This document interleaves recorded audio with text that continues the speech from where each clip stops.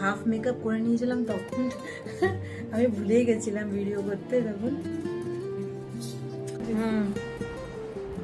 কত ওজন দেখাচ্ছে?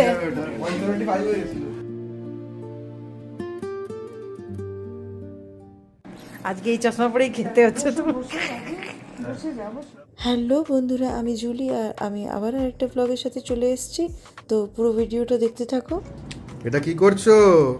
মাস্কারা লাগাচ্ছি। বাবা, সব হয়ে গেছে, সবকিছু বেশিরভাগটা। তোমার ভুরু তো এমনি বড় আছে গো। আমি অনেক দিন পর করাই না, এর জন্য গ্রোথটা ভালোভাবে হবে। তারপর সরি, ভুরু না, ভুল বললাম। কি বলে ওটা? আইল্যাশেস। আইল্যাশেস।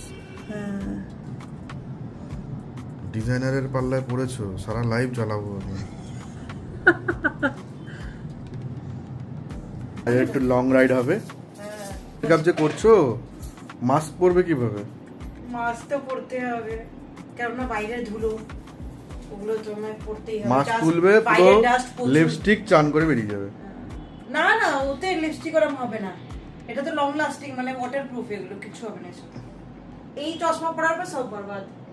চশমা পরার পর বরবাদ হয়ে যাচ্ছে না, হচ্ছে না তো। না। আমি অ্যামাজন থেকে একটা ড্রেস আনিয়েছিলাম, দেখো তোমাদের দেখাচ্ছি সেটা।